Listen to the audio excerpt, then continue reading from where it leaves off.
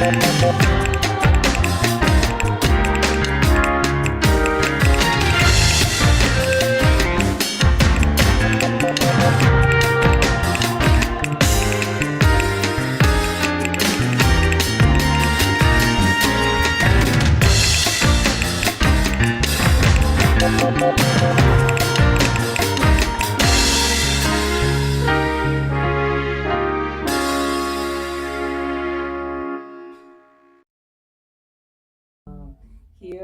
representing Repair, Restore, and Grow Black Communities.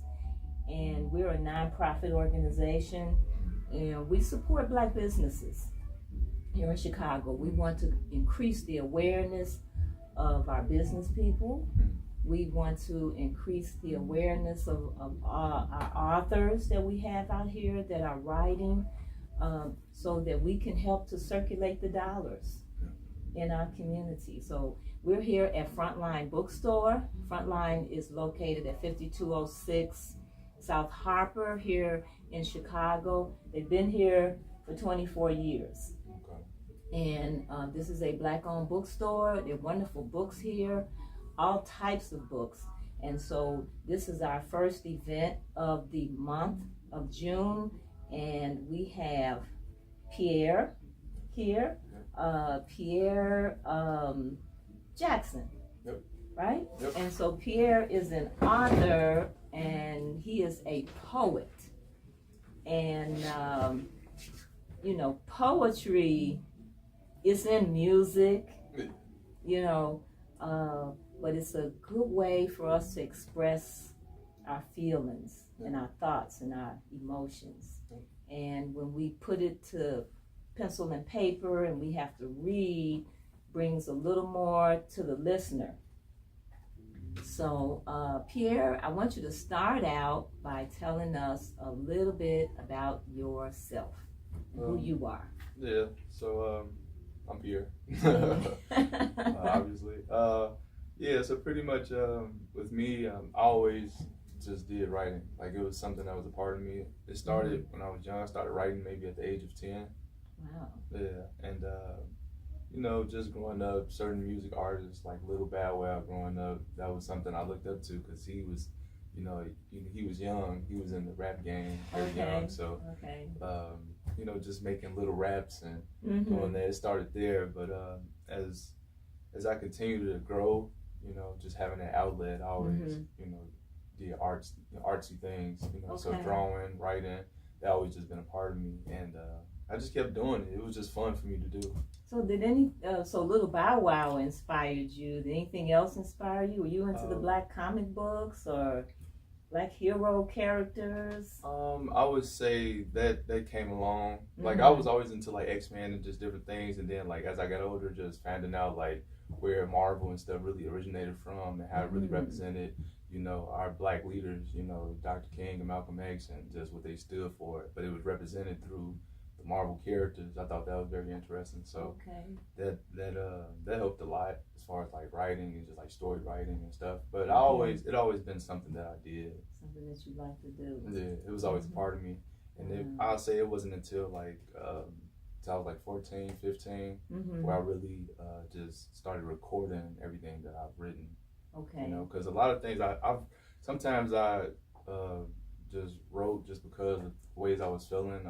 Whether it was just like I had issues going on in the home or stuff like that, and pretty much I'm the youngest brother of two, but my older brother at the time he was back and forth between Chicago and Michigan, so it was kind of in some sorts it was kind of like I was by myself. I was the only child, you know, because he wasn't there all the time, so it was just me. So just having different things that I felt or, you know, emotions that I was feeling, I really didn't have, you know, no one to really express it to, you know, during the time. So just holding in all that anger or different emotions that I felt, I used to do like just pretty much like diary writing, like, you know, journal writing, and but it was poetry though, you know. So, you know, that was a healthy outlet for me, just having, you know, a notebook and a pen, you know. That's and wonderful. Just being able to express and have an outlet. That you were able to channel, you know, your feelings and your thoughts and through writing. You know, we often channel them in other ways, you know, I think a lot of the violence that we see in our community today, is another form of channeling how people feel and what they're going through. Yeah. But it's a beautiful thing that you were able to put it, into writing. Yeah. I believe like it saved my life. I would say that like having music and just having that outlet, it really saved my life. Okay. It really helped me. Okay. Welcome. Hi, how are you? Welcome. This is Brother Pierre Jackson. He's a poet, a young man. He's written over 30 poems, and so we're doing an expose of his work. We're having a discussion here. We're actually videotaping it, and we're having a discussion here about his work. And his work will be here at the bookstore at Frontline for purchase, some of his poetry. And we also expect to get his work out to some of our other Black bookstores. Let's go. Absolutely. It's nice to hear. Yeah, so welcome. Thank you. All right. I'm glad he's still Okay, so we're just having our lives. Absolutely. And so you were just telling us how you were able to take a lot of your anger and your emotions, different feelings that you were having, and put it to pen and paper. Yeah. Did somebody at school, did one of your teachers or anyone inspire you to do this, or you just took that upon yourself? I would say I just took it upon myself. It was like I was saying, it was just life situations. I feel like just growing up at a young age, I seen things differently.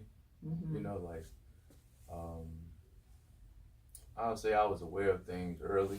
So because of that awareness and a lot of things I wasn't okay with, or I questioned a lot of things growing up. Okay. I always questioned stuff. I had questions about stuff, and it tend to be like when you're a person who has a lot of questions, nobody want to answer them. That's what I was going to ask you. Did you get answers to those questions? Not at all. So it's like pretty much like when you're that person that always got their hand raised or want to know something or you want to question something, it's like you tend to get shunned a little bit because of that. Okay. And so you pretty much you got to deal with that yourself. So it's just like seeing stuff or just questioning different things or just learn to observe. Like I learned to observe stuff early.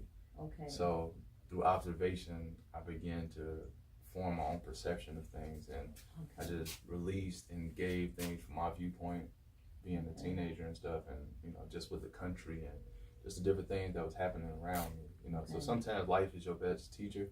Absolutely. And pretty much that's what I had, just life and the lessons of life, trial and error and things of that nature, and just experience having different life experiences with different people and stuff, and all these different things was teaching me different stuff. And as I learned or went through them, it helped me. It developed my writing.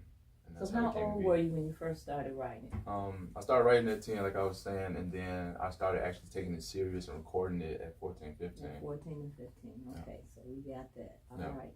So you have, I'm sure, because you're dealing with different life experiences, we could say there are different categories or different areas that you have addressed. Yeah. So what is one of the areas that you would say that you were writing about?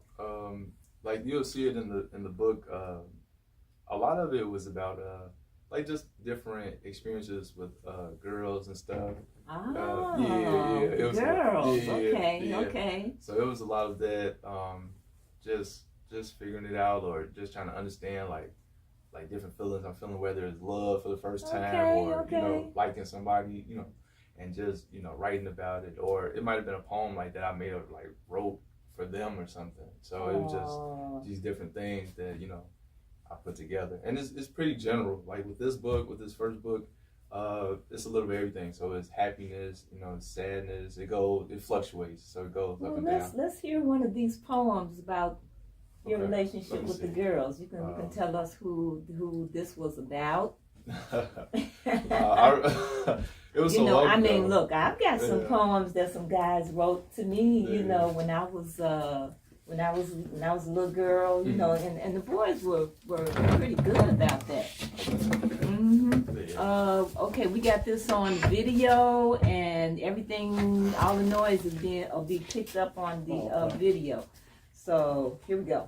Yeah. So this one that I did, it was called My Own. My Own, and then who was this for? I couldn't even, you know. You can't say. It was just it was a feeling. Yeah. That you was having at the time. Yeah, and just expressing that feeling. Okay. So this is called My Own. You're my sculpture. You're my art. You're my cupcake. You're my Pop-Tart. You're my sunshine. You're my moonlight. You're my night sky. You're my star bright. You're my up. You're my down. As a matter of fact, you're my all around. You're the angel from the sky. You're the apple of my eye. You're my friend to the end. You're my lover like no other. You are my everything. I love you.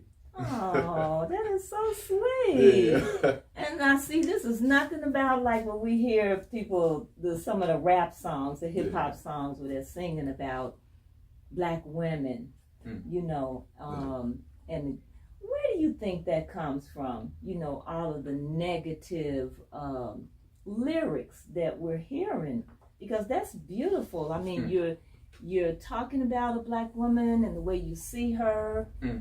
As a beautiful on the outside and the inside. And then you're talking about, you know, what she means to you, you know? And, you know, women do a lot of things to attract men. You know, all the things you see, the nails, the eyelashes, the weaves, the makeup, the clothes, you know.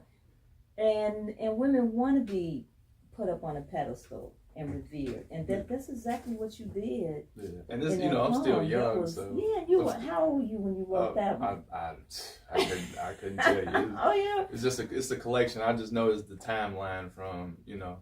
So do you think you were 10 when you wrote that? No, or maybe a little older? I was a little older than that. I was like maybe 12, high school, like maybe 12, 13. 12, 13. Okay, okay, and that just made you. But you had to obviously look at some women. And that's what you thought about them. Yeah. Were these your girlfriends or just the way you were looking at them? Girlfriend or a girl that I specifically liked or had a crush on or something. So you know. So getting back to my question, you know, this is beautiful. I came up in an era when we had love songs. Yeah. You know, there were all these love songs about how much I love you. You know, and how much I want to be with you, and how much I miss you, and how much I, you know, this and that. And then we got into this era of all of these bad lyrics, you know, where black women were called, you know, bitches and hoes, and where did this come from? You know? Well, it's a collection of things. Pretty much, the fact that just who we are as people, it's not, like I heard another interview by this guy named Tank, and pretty much he was just saying how like black violence is not really the threat, black love is. So just the fact of black love and black families and stuff. So, you know, it's a lot that goes into that, and just the destruction of black families and black homes and stuff, and it's a lot. So just with those different things, it was designed. You know, as we know, it's a design, and these designs are, you know, meant to have us individualized, not to be together, or not to have family, or to have community. So I think it starts there, and just also too, just not having that proper love. A lot of people are the way they are because they don't have that love. So it's like you never know what love is. How can you ever express love, or how can you know what love is, or if no one was ever tender or gentle with you, how could you know how to be like that with a woman or anything of that nature? So I think these different things, it's a mixture and combination of things to why we have those type of songs, or that's just what's promoted. You know, black love is promoted because that's a powerful force. So it's like instead of promoting black love or uplifting a woman, you know, we're taught, or what's promoted is to tear them down.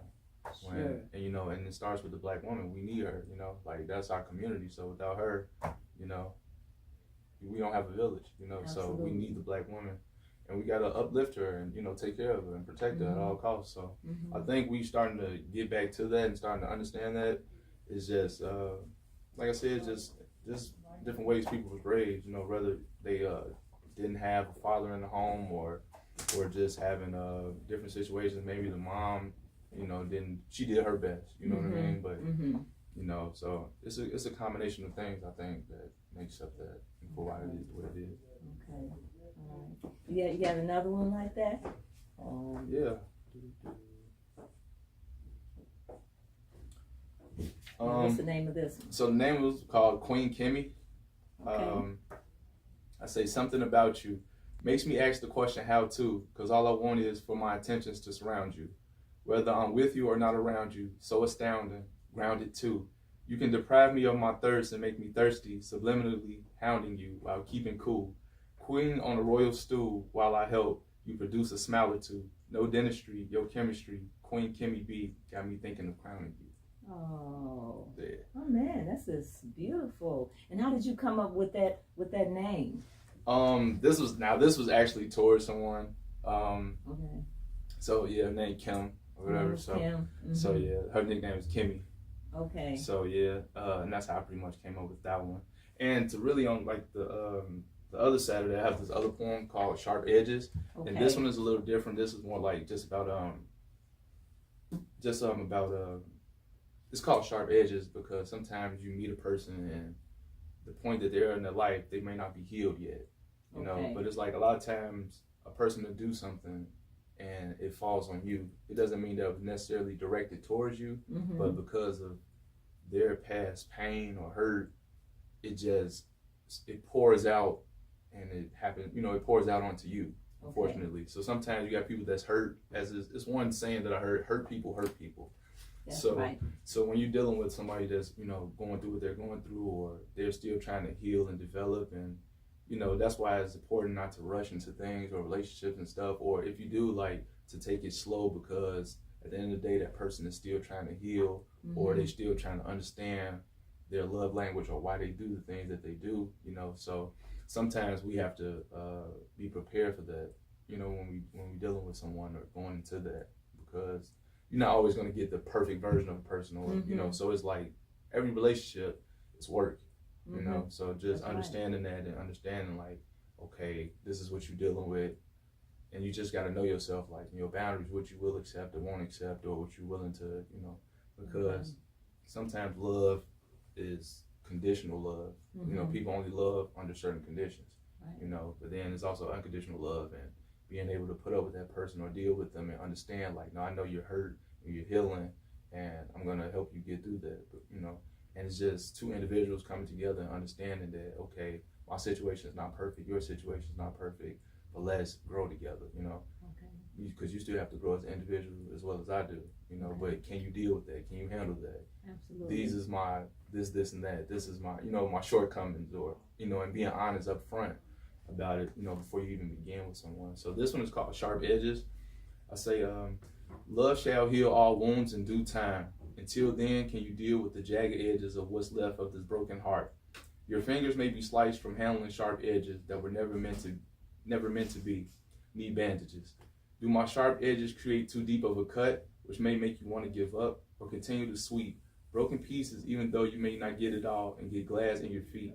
Pinch and squeeze for relief so there's no more of me under your skin. Can you deal with the broken pieces, or is this the end before the healing begins? And that's sharp edges. That's sharp edges. So it's like you dealing with someone who may have had their heart broken already, and they may not mean to lash out or to, you know, direct it towards you. It's just they haven't really truly healed from other things in their life that may have broken their heart, whether it was somebody else or their relationship with their mom or with a, you know, an ex or whatever. But it's like you have to know that when you're dealing with someone, like, okay, you can't just take it at face value, because there's always layers to a person, and there's deeper stuff that's going on to a person's actions or why they behave the way that they do. So it's all about getting to the root of what's causing this, you know. So, and caring enough about the person to do that. You know, because that's one of it makes me think of our organization. When we started our organization, Repair, Restore, and Grow Black Communities. And as we work with different people, we see a lot of problems, you know, and so we are so quick to judge and discard You know, if someone doesn't do business right, or someone says something, you know, out of place, we discard it. Yeah. As opposed to asking, okay, why is this happening like this? Yeah. You know, how did this person get to this space? Yeah. And just like you would with a child, you know, your child is going to say things, they're going to do things, even though you have taught them. But when they do something wrong, then you try to figure out how to help them. Yeah. You know, and as opposed to just throwing them to the wind. Yeah. And we have to be like that more as people, because each other. we're very critical of each other. Yeah. And like I said, very quick to throw somebody, you know, out with the dishwater, you know, because we don't address, we don't think about the like you say, the layers that are there, whether it's pain or whether it's misdirection or certain experiences and traumas that we have. We don't think about that. And we got to look at each other and say, you're worth me trying to, you know, work with you, or trying to deal with this. Now it's all within reason, you know, but and I'm a speech pathologist. That's what I do by profession, and so I'm always working with children or individuals with disabilities, and so there's different tiers of intervention. Some people, as we say, you need to give them a little prompt or a little cue. Some people you got to go in and you got to give some hand over hand help. You know, you want them to discriminate two pictures, but I got to lift your hand. I got to lift your hand to help you to first point to these two pictures before you can start working on discriminating. And that's kind of where our people are. You know? So I think that's right on point, dealing with the sharp edges. You know, because when you clean it up, like, you know, you think you got everything. You know, when the glass breaks, you like, okay, you think you sweep up everything, you think everything is swept, and then you still might, you know. There you go. Yeah, so. There you go. And it's like, it wasn't like, and when you're dealing with a broken heart, it's like, it was never supposed to be this anyway. Like, to begin with, like, you know, you didn't mean for it to be like that. And it's like, you can mean well, because a lot of people mean well. You know what I mean? Right. Like they don't mean to be the way that they are, but right. It's understanding or understanding, I should say, of why is, you know, happening, or why you causing pain to your other loved one that you really don't mean to do, you know. So it's like, you know, it's deeper than that. So it's just getting to the root. That's right. Yeah.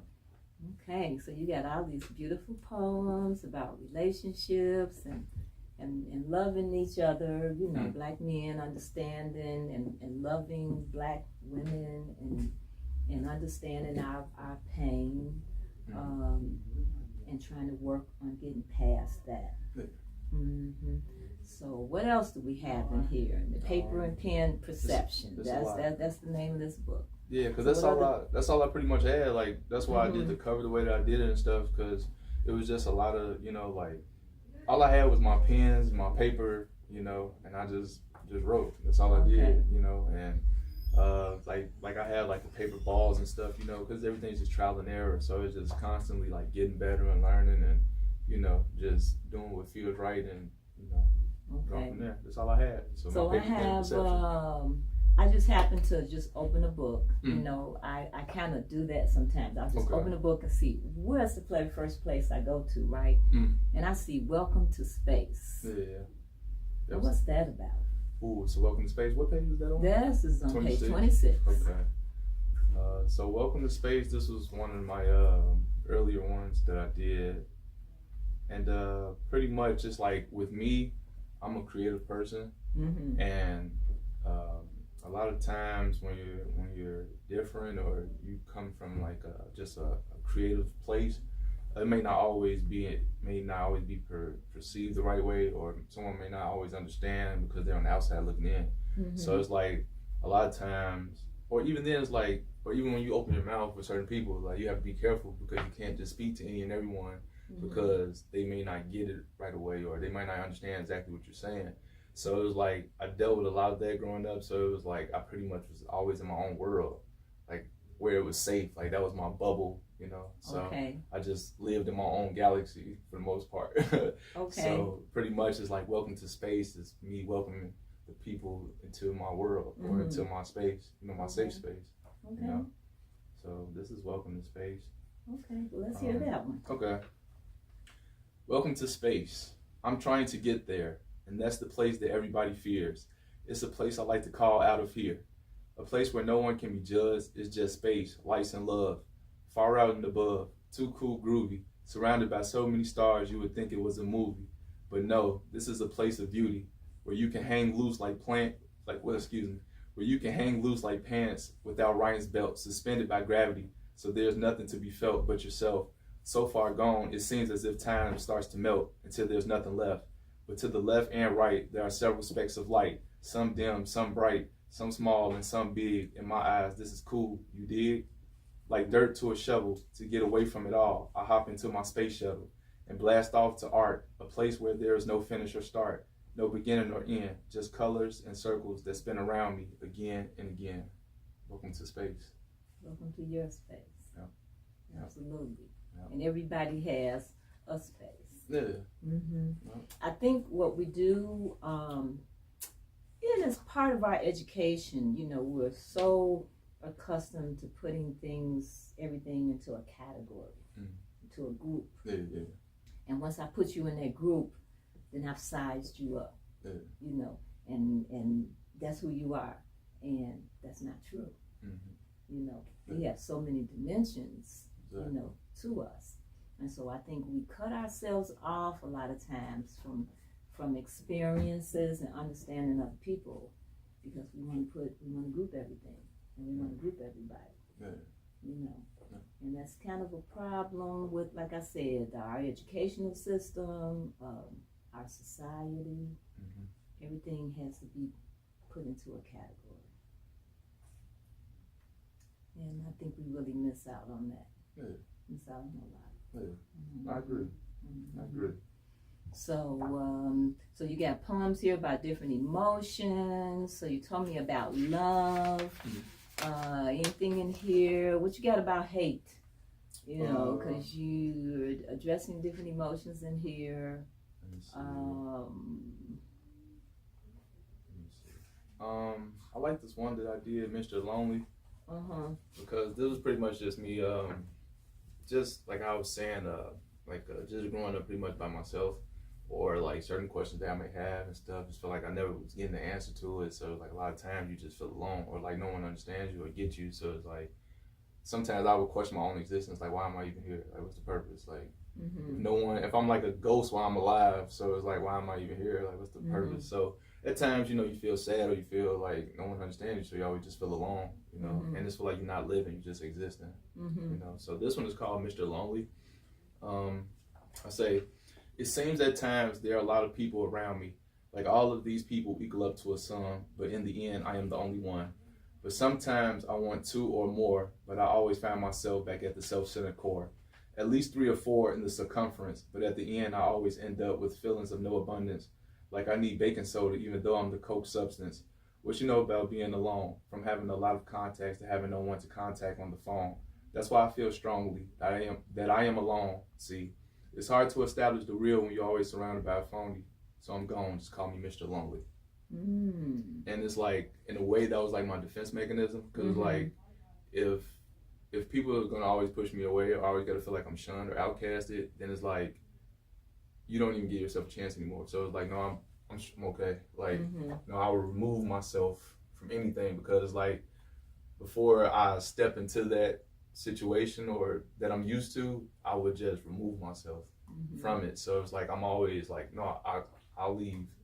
I'll remove myself, you know. And that's why I kind of like tied into like my depression and stuff, and just being sad at a young age, because it was like, just that feeling of always being alone and not being wanted or people around you. So it's like, if that's the case, then I can remove myself, you know. And sometimes I wanted to remove myself permanently, you know. So, you know, just dealing with those things, and like I said, just finding a way to express it, you know, and put it out So there. now the fact that you've been able to express this in your writing, has that helped you to overcome some of this? Oh yeah, definitely.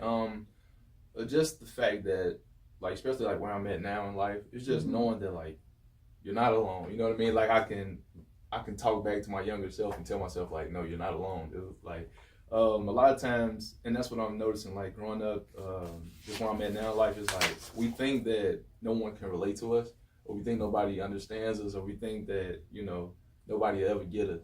And really, it's the opposite. It's like somebody else is going through that too. Like one thing I realized about this experience, because we're souls having a human experience. So during this human experience, it's like, no,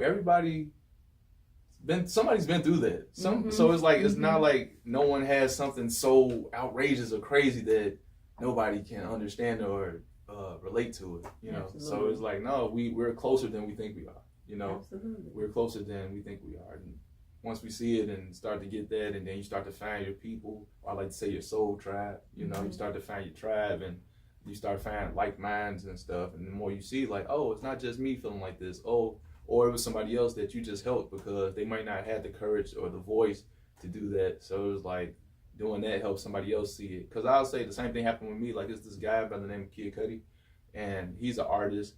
And just his music, like some of the things he talked about, and it was like, I'm like, how do we know this? Like, I never met this dude, but he's saying stuff that I'm experiencing. And I'm like, this is a little weird because I'm like, this is spot on. So it's like you're like, wait a minute. But he was in a position to voice himself, and it was for somebody else who didn't have that voice yet.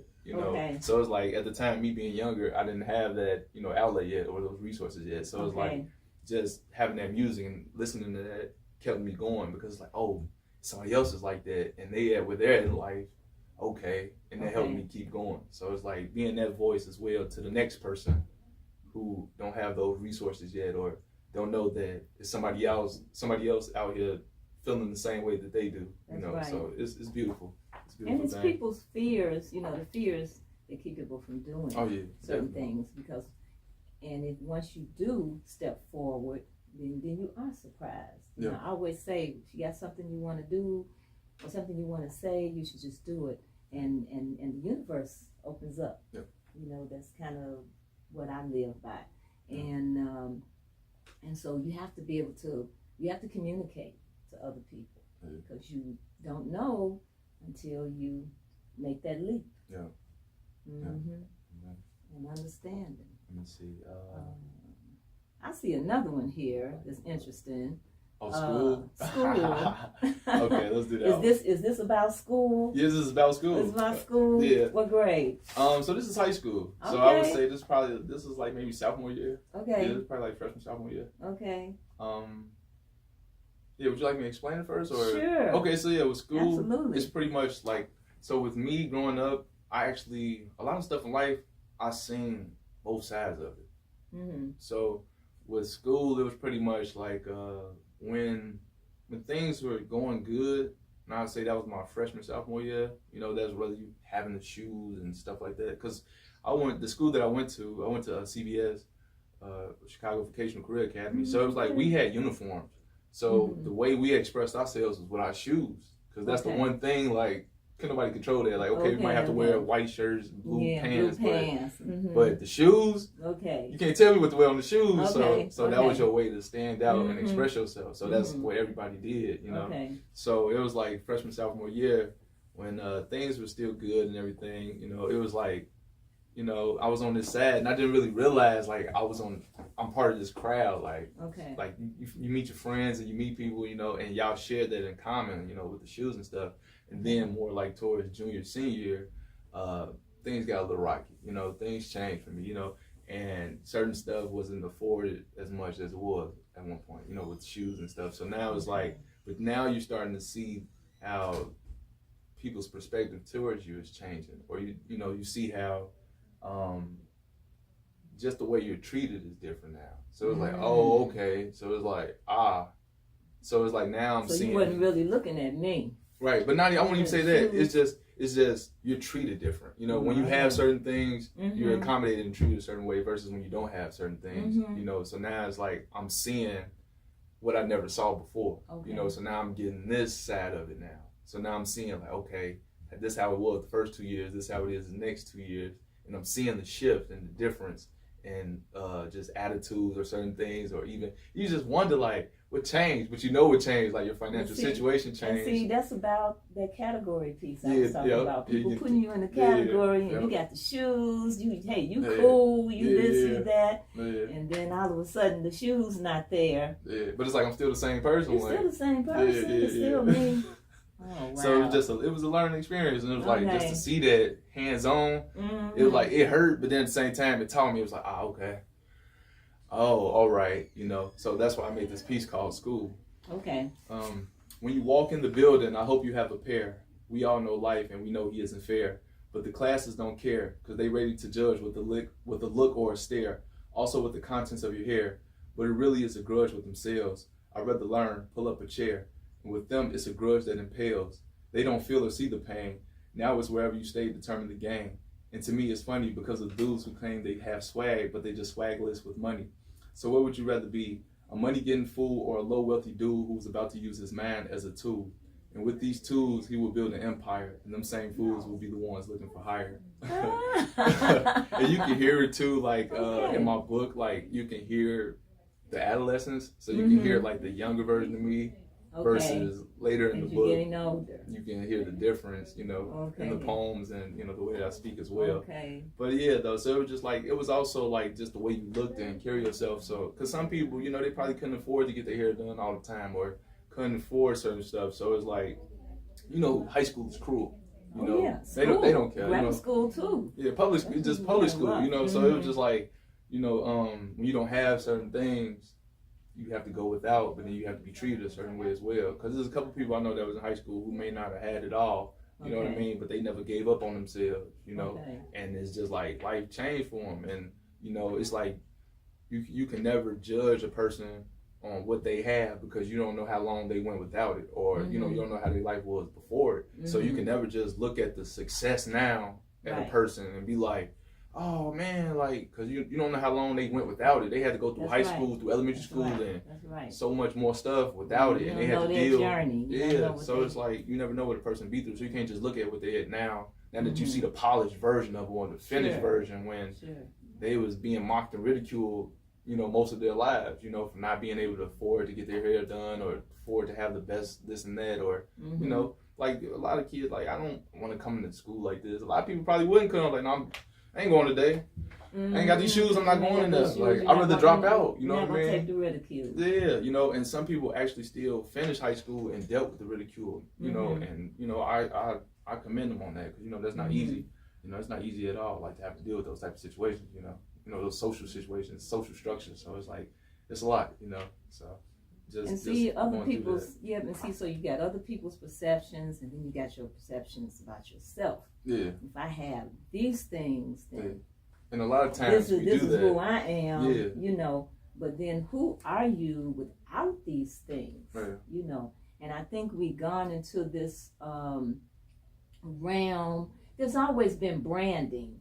Certain brands of things, but I think it really got out of hand with the gym shoes and the Louis Vuitton bags and the Gucci bags, and all of that. And then now we got all the sports clothes and Tommy Hilfiger and all of this, putting all these names. And so these names are supposed to personify something for you. And I was always a proponent of, why don't you get some shoes, design your own shoes and put your name on there. Oh yeah. Instead of putting other people's labels on our back. No. We really need to get away from that. I think we got to the point where people were killing themselves or killing each other over gym shoes.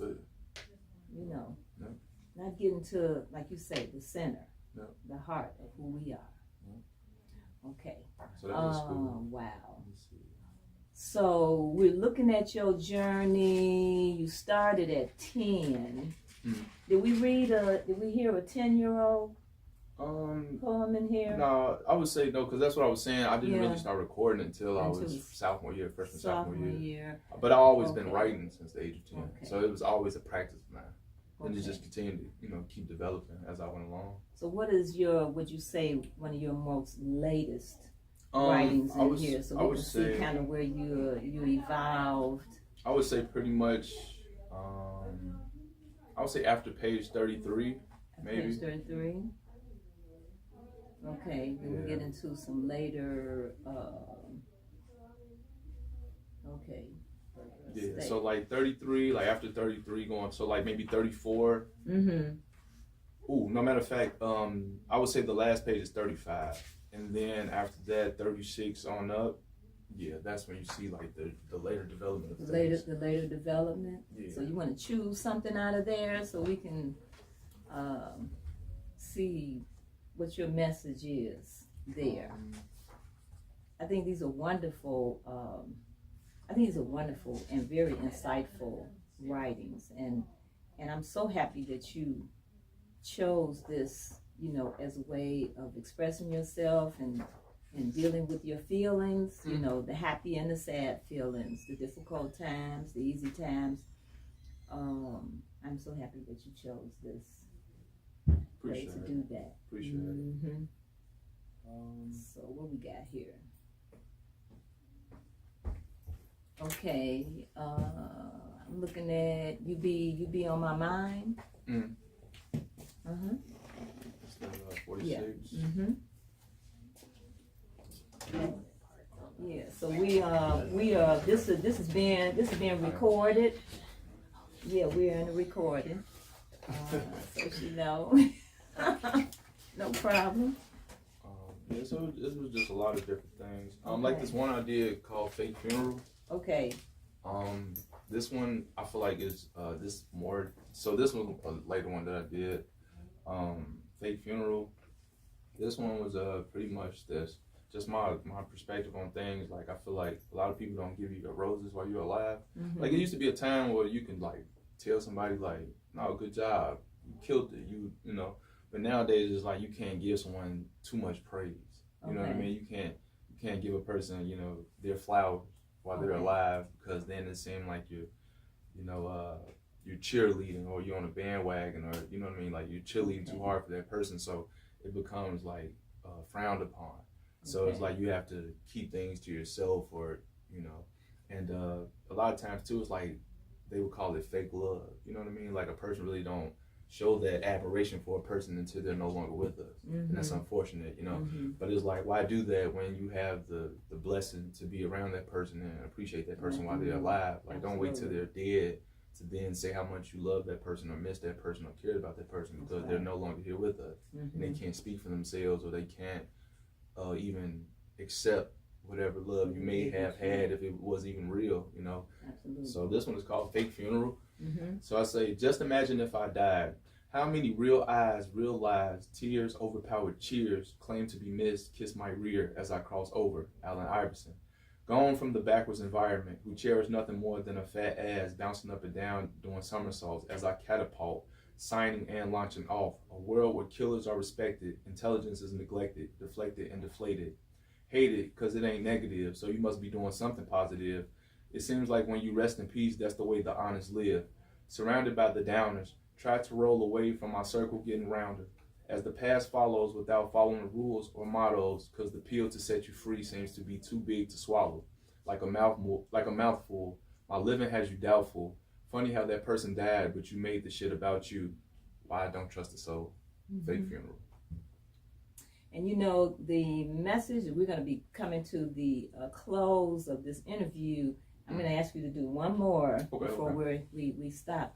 But I think the difficult thing that people have dealing with is whatever you do, like you say, I think you said something earlier, a person that hates, that's been hurt. Yeah.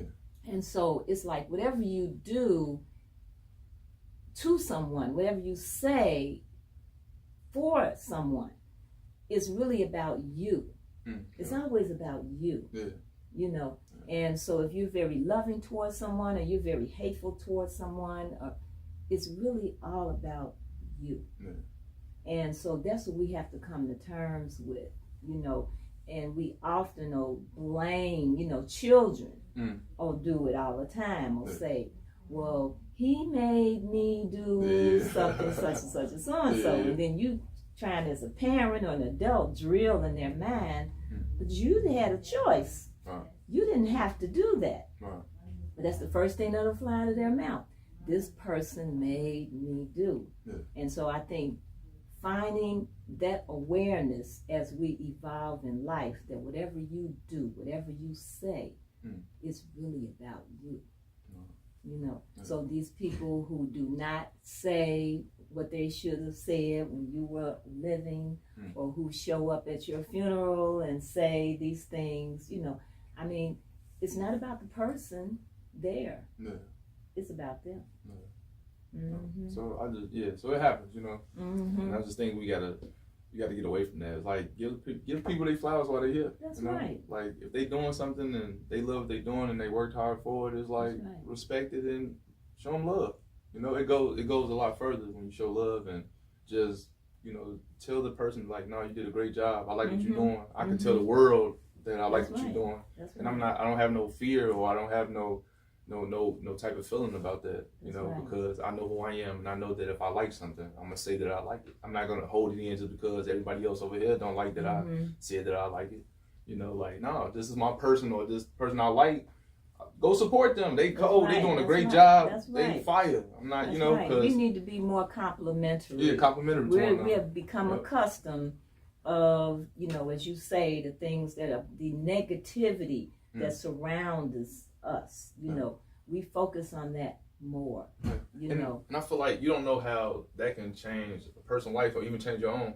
Like one little word, like, or one little gesture That's of kindness can change your life or for That's somebody right. else. That's right. And it's just like, you know, you could That's just right. you doing that can lead to them maybe wanting to do something for you, and you might not even know it. That's right. You know, so it can And go a not long just way. what you say to them, but what you do. Yeah. You never know.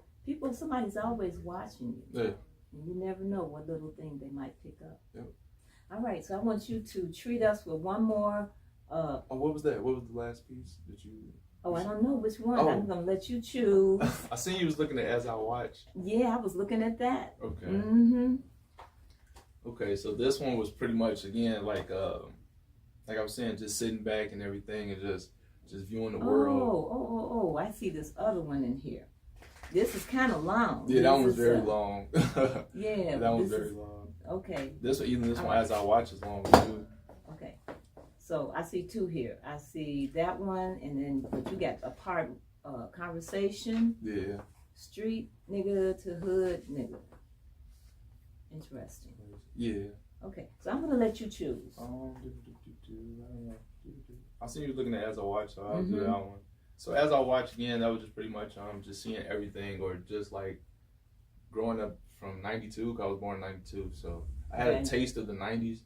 You know, going into the early 2000s. So it was like pretty much just seeing the transition switch, like seeing society switch, like watching everything switch, watching people switch, everybody switch, like everything switch, like From what to what? I would say from more genuine, like the music was genuine. I feel a lot of stuff was genuine. Cartoons, like even though like now that I'm older, we can still look back at cartoons and see stuff like, wow, we didn't see that back then. But I feel like even then, cartoons still wasn't that bad. Like we still had a little piece of innocence. Like it was some stuff that was still good. You know, we was able to still go to the Bud Billiken. We were still able to, you know, have these parades and different things. Taste of Chicago versus now, it's like a lot of things just changed, or just like just people in general. Like a lot of people, like a lot of stuff just changed. Like with technology and everything, it's just changed everything. Oh, technology had a huge impact. Yeah, so like just a lot of stuff changed, you know. So this is called As I Watch. Patience is a virtue, and patiently learning to become more virtuous from the days of the streetlights representing my curfew. Stayed on the porch, mapping out a plan for a Porsche. This isn't stolen in the streets, creating a mobile pursuit, or an arrest for a stolen purse. Use dispersed truth of being self-evident for happiness in which I pursue. Declaring independence to not join the streets that's filled with retaliation and revengeance. Watching death play on the corners from a distance because my fence represents my boundaries in real life existence. See, I didn't jump off the steps yet, thinking 5 moves ahead like a chess match to avoid the setback, because the wrong move on the concrete can move bullets forward as your body remains still while your brain step back.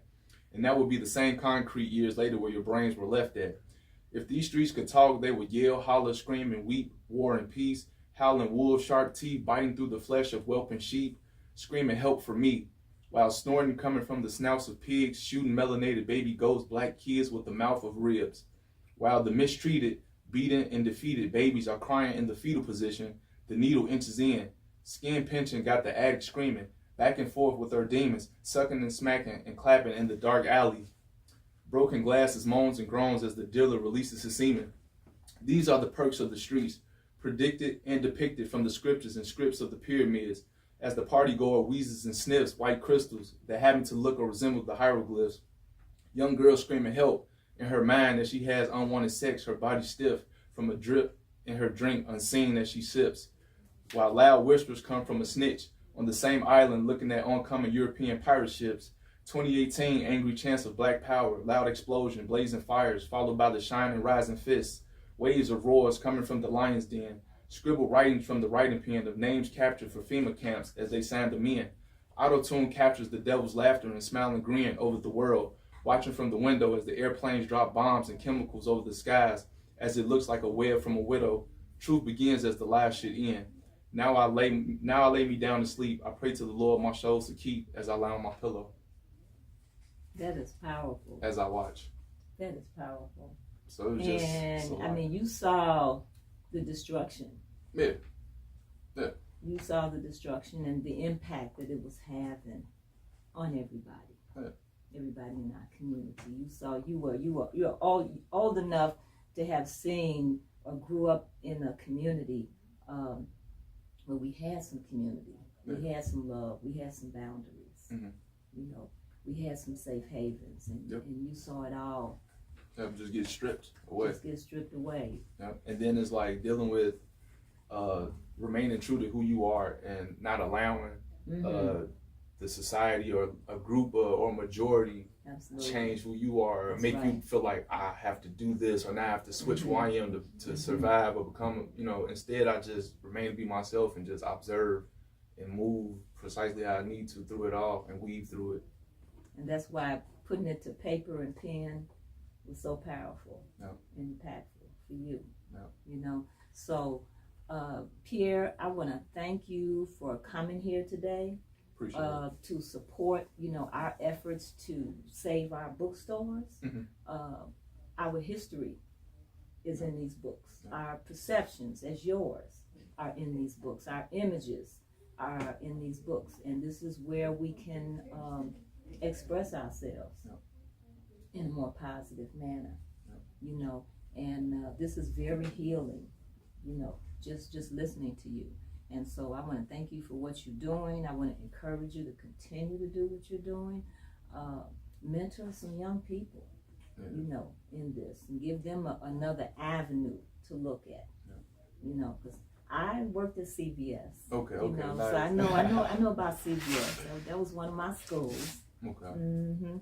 And so I want you to continue to do this, and they will be carrying your books here at Frontline Bookstore, 5206 South Harper, and we also want you to get your books in the Underground and Soulful Chicago, Afriware, Semicolon's another black bookstore, because we want to encourage reading and writing.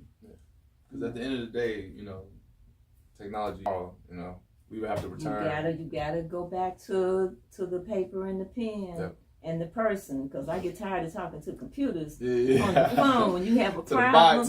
Oh my God, you start yelling at it and it goes to back to, well, I didn't understand what you say. Okay, that's how I am. Not talking to a real person. I'd rather talk to the person. And then there's something to be said for communicating, talking face to face.